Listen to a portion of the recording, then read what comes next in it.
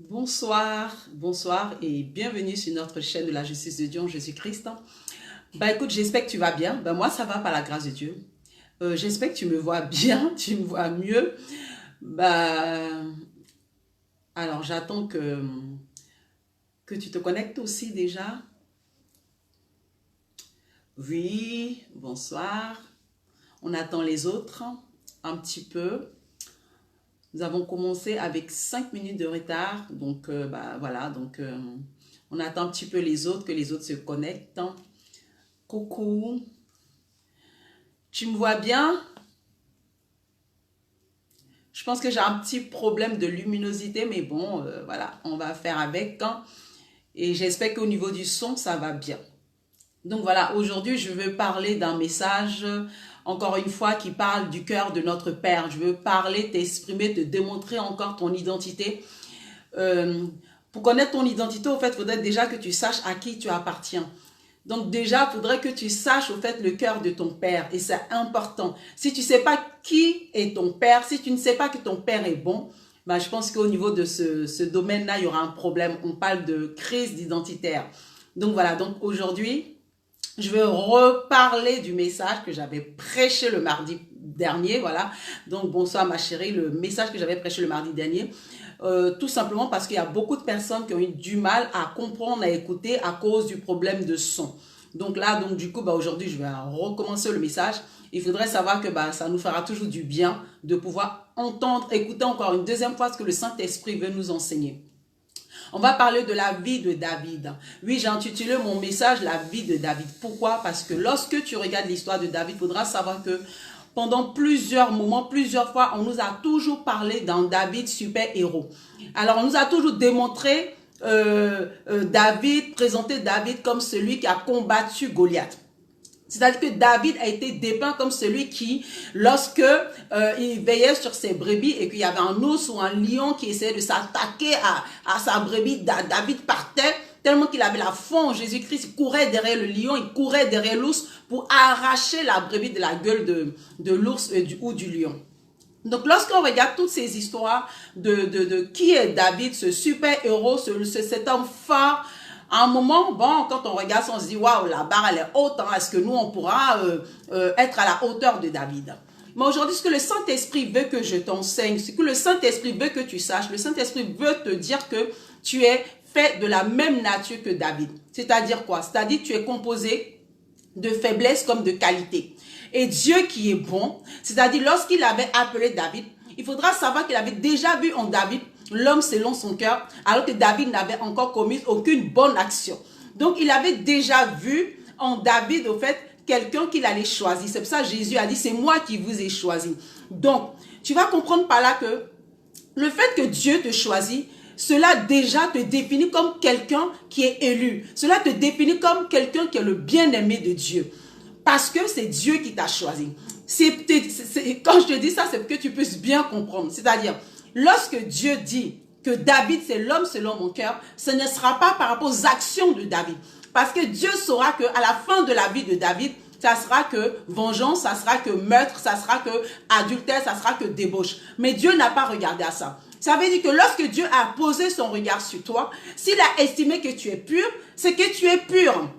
Et la pureté, elle n'est pas de par tes actions. Non, sinon, c'est-à-dire aucun homme ne pourra être au fait digne d'être appelé enfant de Dieu selon ses actions. C'est impossible. C'est pour cela qu'on dit c'est en Jésus-Christ. Donc tu vas comprendre par là que lorsqu'on lit l'histoire de toutes ces personnes-là, on va voir que c'est des personnes qui ont été créées nues. Donc quand tu regardes dans le jardin d'Éden, quand on parle de nudité, on parle de faiblesse. Mais dans cette faiblesse-là, Dieu t'aime. Dans cette faiblesse-là, Dieu a posé ses regards sur toi. Dans cette faiblesse-là, il faudra savoir que Dieu a des projets pour toi. Ce sont des projets de succès. Ce sont des projets de bonne santé. Ce sont des projets de longévité. Il faudrait que tu aies conscience du cœur de ton Père. Parce que si tu identifies les héros de la Bible, c'est-à-dire lorsque tu vois que les histoires où David a remporté des victoires contre Goliath, quand tu vois toutes ces choses-là, toi, tu vas te sous-estimer. Mais il faudrait que tu vois que lorsque David a remporté ce combat-là, c'est par la grâce de Dieu. Parce que Jésus dit que sans moi, vous ne pouvez rien faire. Ce n'est pas de notre propre capacité. Donc, faut pas croire qu'une quelconque sanctification peut t'apporter un mérite. Et c'est pour cela que tout au long de notre vie chrétienne, nous marchons dans la frustration. Nous sommes quotidiennement frustrés. Pourquoi? Parce que nous pensons que nous faisons des œuvres et qu'en retour, on attend une récompense de Dieu. Et quand la récompense n'arrive pas, on est frustré. Et c'est ça la frustration dans le corps de Christ. Mais Dieu ne veut pas que tu sois dans la frustration. Dieu veut que tu sois dans la reconnaissance. La reconnaissance, c'est de te dire que, mais faible que je suis, Dieu a posé ses regards sur moi. Dans la reconnaissance, c'est-à-dire que pécheur que j'étais, avant même que j'ouvre ma bouche pour me repentir, Jésus même avait anticipé, c'est-à-dire il avait décidé de me réconcilier avec le Père de par son œuvre parfaite. Oui, effectivement, c'est ce que Dieu veut que tu vois lorsqu'il te laisse les histoires de toutes ces personnes-là. Oui, l'histoire de David, lorsque tu regardes l'histoire de David, David avait la foi en Dieu. C'est ce que Dieu veut, c'est une bonne chose. Mais David avait des faiblesses. Souvent, on entend dire que l'impudicité va nous emmener en enfer. Mais ce n'est pas vrai. Ça, c'est une prédication d'un être humain. Parce qu'aucun être humain ne peut prétendre même être parfait devant Dieu. Aucun être humain. C'est pour cela qu'on nous parle d'un seul médiateur entre nous et Dieu, c'est Jésus-Christ. Donc, en Jésus, que nous nous sommes identifiés, comme nous nous sommes identifiés en Jésus-Christ, nous sommes reconnaissants parce que Jésus-Christ a changé notre nature. C'est-à-dire que nous sommes morts en Jésus-Christ et nous sommes ressuscités. Nous avons une nature parfaite. Nous avons une nature juste. Dieu dit quoi? Ce que moi j'ai appelé pur, tu ne peux pas appeler cela impur. Il a dit cela à Pierre. Parce que souvent, en tant que chrétien, on voit les autres comme impurs. Souvent, en tant que prédicateur, on voit les autres comme imparfaits. C'est-à-dire, lorsqu'on commence à classifier certains types de péchés en prétendant que celui qui commet l'impudicité va aller en enfer, c'est-à-dire que là, on est en train de dire que Dieu, au fait, est injuste. Dieu est injuste, alors que Dieu est fidèle dans sa parole. Dieu va démontrer que si on veut être dur avec les uns et les autres, il va dire que enlève déjà la poutre qui est dans ton œil avant de pouvoir prétendre enlever la paille qui est dans l'œil de l'autre. Donc Dieu n'aime pas ça. Il faudrait que si tu puisses reconnaître que ton Dieu est bon, que toi justement, faible que tu t'es, Dieu a posé ses regards sur toi. Tu vas marcher dans cette humilité afin de pouvoir chercher à gagner ta collègue de travail, afin de pouvoir gagner ton collègue de travail, afin de pouvoir gagner tes voisins du quartier, toutes les personnes qui sont autour de toi. C'est ça la bonne nouvelle. La bonne nouvelle, c'est de réaliser que, ben moi comme si là, moi comme je suis là, moi qui suis inconsidéré, Dieu m'a aimé. Donc il y a de l'espoir pour mon voisin, il y a de l'espoir pour mon frère qui ne connaît pas Dieu, il y a de l'espoir pour les membres de ma famille qui marchent encore dans les ténèbres. Donc le mardi dernier, je vous avais raconté cette histoire de cette femme qui avait eu 3 enfants de pères différents. Et cette femme, à cause de son témoignage, parce qu'elle avait été méprisée par son voisinage, par ses amis, par sa famille, à un moment, elle a dit, moi, je ne veux pas que mes enfants puissent répéter cette histoire. Alors cette femme, elle était très sévère dans l'éducation de ses enfants.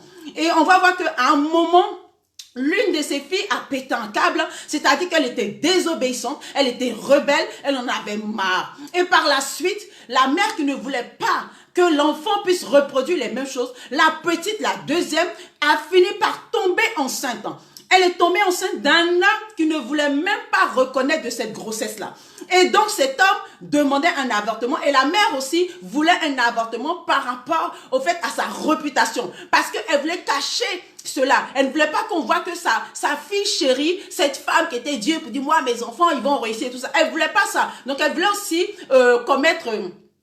faire un avortement. Mais plus tard, elle a dit non, je vais pas le faire. C'est pas à cause de ce que les gens vont penser que je vais aller tuer un enfant innocent. Et cette femme, finalement, elle a récupéré sa fille, elle a gardé sa fille. Non seulement elle a gardé sa fille, c'est-à-dire que son amour, comme j'avais expliqué, avait pris le dessus par rapport à la désobéissance que son enfant avait eue. Cette femme a comment dirais-je, elle a élevé son petit-fils, puisque la petite a eu un garçon, son petit-fils, et elle a élevé sa fille Donc, pour vous dire que souvent, nous les parents, nous sommes durs. Souvent, nous les parents, nous utilisons la menace, au fait, pour penser que ça va changer quelqu'un. Mais la menace ne change personne. Dieu est Dieu. Il sait toutes choses. Il sait que si je te menace, ça ne va pas te changer. Il le sait. Mais nous, comme on est hommes, on pense qu'on va menacer, essayer de changer les gens. Quand malgré la menace, l'enfant n'a pas obéi, mais même pour autant, la mère n'a pas dit, bon, comme l'enfant n'a pas obéi, alors c'est plus mon enfant. Elle qui est humaine, elle qui est limitée dans son amour, elle a récupéré son enfant, elle a aimé son enfant. Alors, je dis, Jésus dit, si vous, méchants que vous êtes, vous savez avoir de la compassion pour vos enfants, vous savez avoir de la patience pour vos enfants, tant bien même qu'ils sont désobéissants, tant bien même qu'ils sont rebelles, vous ne les rejetez pas, vous ne retirez pas leur sang de votre sang, vous les aimez malgré leurs erreurs. Je vois des mères qui vont rendre visite à leurs enfants dans des prisons. Oui, alors que ces mères n'ont cessé de dire à leurs enfants, je veux que tu sois comme ci, je veux que tu sois comme ça. Mais ces enfants ont été dans des prisons. Mais ces mères se déplacent pour aller rendre visite à ces enfants dans les prisons. Parce que l'amour n'a pas de limite.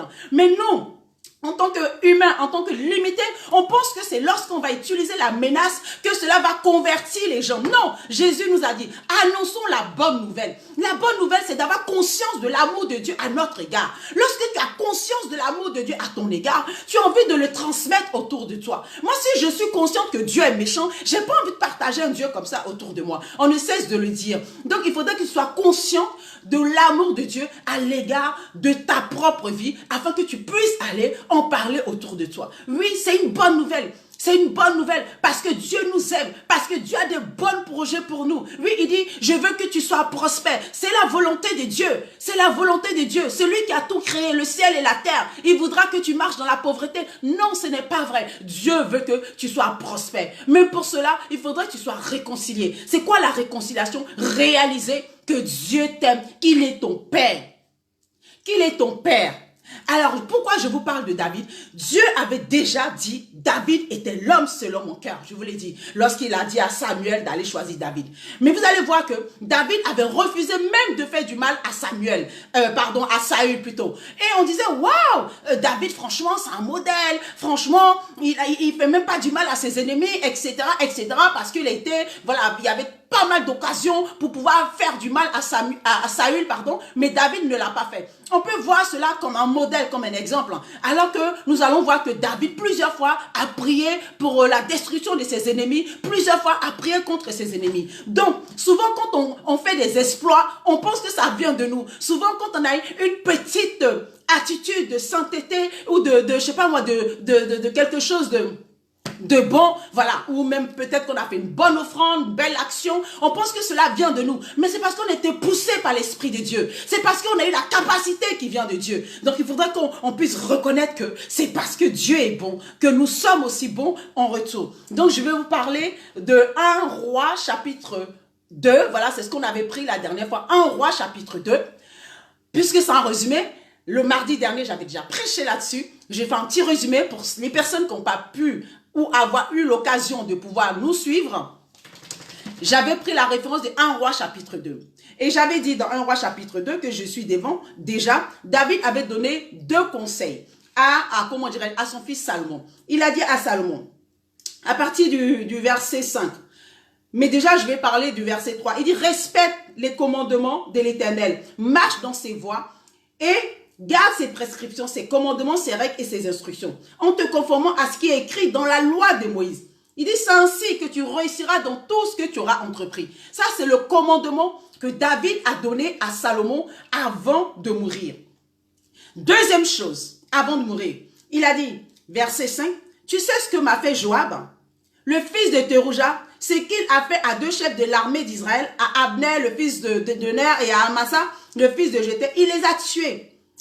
Et bref, verset 6, tu agiras conformément à ta sagesse et tu ne laisseras pas ses cheveux blancs descendre en paix en séjour des morts.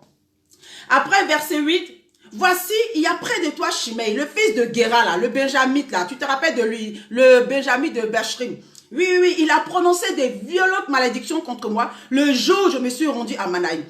Mais il est descendu à ma rencontre vers le Jourdain et je lui ai juré de le laisser par l'Éternel, bien sûr que je ne le ferai pas mourir par l'épée, mais désormais, ne le laisse pas impuni. Donc David, l'homme selon le cœur de Dieu, David qui a commis la convoitise, parce qu'avant d'aller faire un adultère, il faut convoiter. Donc David qui a convoité, par la suite qui est parti commettre un adultère, en plus a tué Uri et qui s'est repenti par rapport au psaume 51. On va voir qu'à la fin de sa mort, David va demander une chose à son fils Salomon. Il a dit, comme j'avais promis de mon vivant de ne pas faire de mal à Shimei, moi, David, je te dis à toi, mon fils Salomon, ne laisse pas ces deux personnes vivre. Tu es sage, tu vas trouver des techniques, des manières de les tuer. Moi, je veux que tu les tues pour ce qu'ils m'ont fait. Donc, tu comprends par là que la fin de la vie de David était la rancune. La fin de la vie de David était la haine. La fin de la vie de David était la vengeance. David s'est vengé. Et quand vous lisez la suite de l'histoire, David va choisir Benaja, qui va être après à la place de Joab, pour aller tuer Joab et, Shimei.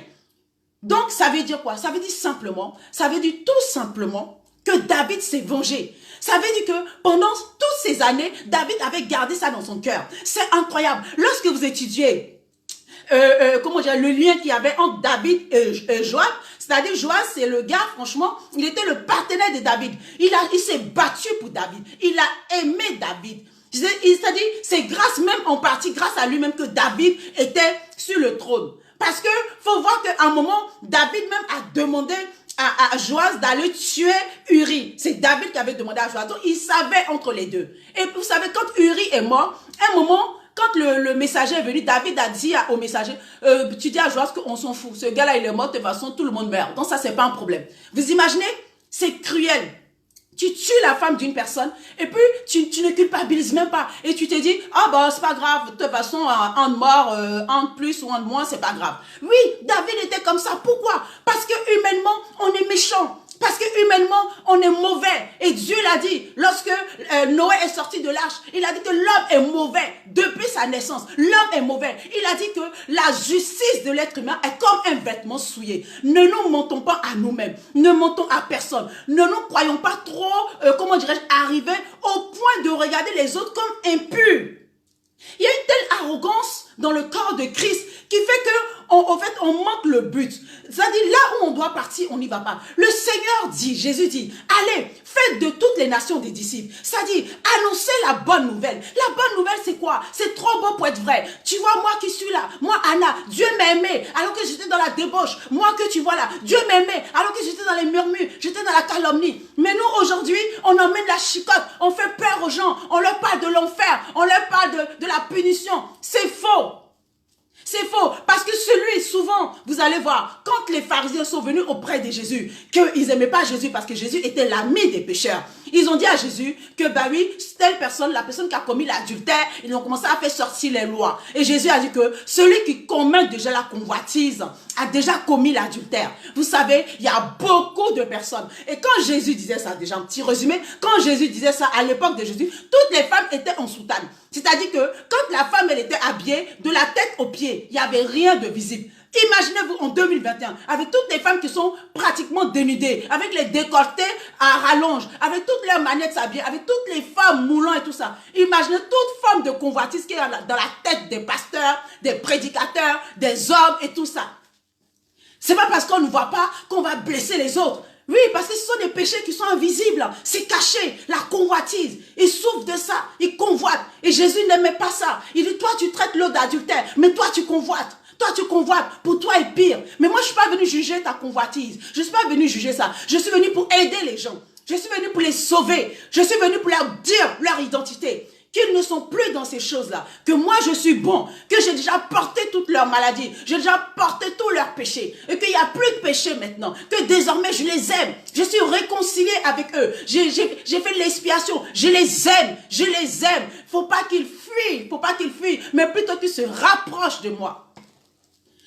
Si tu ne sais pas ces choses-là, tu ne peux pas espérer, tu ne peux pas, au fait, désirer prospérer, désirer être en bonne santé, désirer, au fait, marcher, au fait, dans la réjouissance, dans la reconnaissance. Parce que tu seras toujours malheureux, misérable, parce que tu croiras toujours que Dieu est fâché contre toi. Et moi, autrefois, c'est ce qu'on essaie de me faire comprendre. Autrefois, on essaie de me faire comprendre que je devais toujours me repentir, toujours me repentir. Et moi, j'en avais marre d'un Dieu comme ça, avec qui on doit toujours demander pardon. Aujourd'hui, je bénis Dieu parce que j'ai rencontré un Dieu avec qui je dois tout le temps lui dire merci pour ce qu'il fait pour ma vie. Lui dis merci constamment, tous les jours. Lui dis merci. Dis merci à Dieu. Il a des bons projets pour toi. Dis-lui merci. Et maintenant, il faut que tu te lèves et que tu refuses lorsque tu vois les gens qui sont dans le monde et que tu dises que mais ceux-là, ils ne sont pas réconciliés avec Dieu. Et puis, ils vivent avec une pêche incroyable. Ils n'ont même pas peur comment dirais-je, du diable. C'est-à-dire, lorsqu'ils dorment bien. Et nous, pendant que certaines personnes ont peur, sont là, pensent qu'il y a le démon qui est en train de les attaquer. Non, il faut que tu refuses ces choses-là. Si Jésus est mort pour toi, il a quitté son trône. Pourquoi il a quitté son trône? Pour venir sur cette terre, pour que je sois comme tout le monde. C'est quoi la différence? Pour que je sois comme tout le monde, pour que j'ai toujours un chicote derrière mon dos. Pour lorsque je dérape, qu'on me mette un coup de chicote dans mon dos. Non. Alors que mon voisin à côté, lui, il n'en a rien à cirer. Il est bouddhiste, il croit même pas en Jésus et il est bien la pêche tranquille. Et moi, je dois toujours chercher à faire attention. Non, non, non. Ce que Jésus veut, que tu réalises qu'il est bon pour ta vie, que tu réalises qu'il t'aime. On dit que avant même que nous soyons nés, Dieu nous avait déjà réconciliés. Jésus était déjà mort il y a plus de 2000 ans. Plus de 2000 ans. Donc oui, lorsque tu étudies la vie de David, il faudrait que tu réalises que David aussi avait des faiblesses. David, oui, exact, il était fort, mais il ne pouvait pas se glorifier devant Dieu. Devant les hommes, oui, un beau témoignage. David a tué Goliath. Mais devant Dieu, David était comme tout le monde. Était comme tout le monde. Donc, lorsqu'on étudie la Bible, c'est pour servir d'exemple. C'est-à-dire, quand on voit ça, on se dit, waouh, David a fait ça, même à la fin de sa mort. Et là, on prie, on demande au Seigneur de nous donner la grâce, de pas faire comme ça, de pas que, à la veille de notre mort, on soit rongé par la haine, mais plutôt que on marche toujours dans cette joie, dans cette reconnaissance, dans cette sainteté qu'il nous a déjà transmis. Parce que nous avons déjà tout en nous. Mais arrêtons de nous culpabiliser. Arrêtons d'être culpabilisés parce que Dieu est bon. Et dans toutes les Écritures, toutes les personnes qu'il a choisies, ce sont des hommes comme toi et comme moi. Ce sont des hommes comme toi et comme moi. Donc sois tranquille, tu es dans la barque, tu es avec Jésus-Christ. Et avec Jésus-Christ, c'est vraiment que des témoignages glorieux, vivants, merveilleux. C'est ce que je voulais te partager aujourd'hui. J'ai voulu te partager un petit peu la vie de David. Il y a tellement de choses à dire sur tous les dérapages que David a eu, mais Dieu n'a pas regardé à ça. Parce que Dieu a aimé David. Parce que quand Dieu parle, Dieu est fidèle à sa parole. De la même manière que Dieu t'a aimé toi, Dieu t'aime. Dieu t'aime réellement. Même si toi, tu ne réalises pas que tu es une personne bien, mais Dieu, quand il t'a choisi, il sait que tu es bien, il ne s'est pas trompé, il est Dieu. Il est Dieu et il sait que tu es une personne bonne. Tu es une bonne personne. Donc voilà. Donc, si tu n'es pas abonné à notre chaîne YouTube, je t'invite à t'abonner à notre chaîne YouTube de la justice de Dieu. Oui, nous sommes des justes. Alléluia, gloire à Dieu. Et aussi à partager les vidéos au maximum afin que nous puissions être nombreux et afin qu'on puisse brandir et parler de notre identité en Jésus-Christ. Que Dieu vous bénisse et comme mon cher et tendre époux, ne cessons de le dire, vous connaîtrez la vérité qui est Jésus-Christ. Et la vérité que Jésus-Christ vous affranchira. Voilà, on vous aime, je vous embrasse. Et puis, n'hésitez pas à nous envoyer votre question comme d'habitude par Messenger ou par YouTube, mail. Bisous.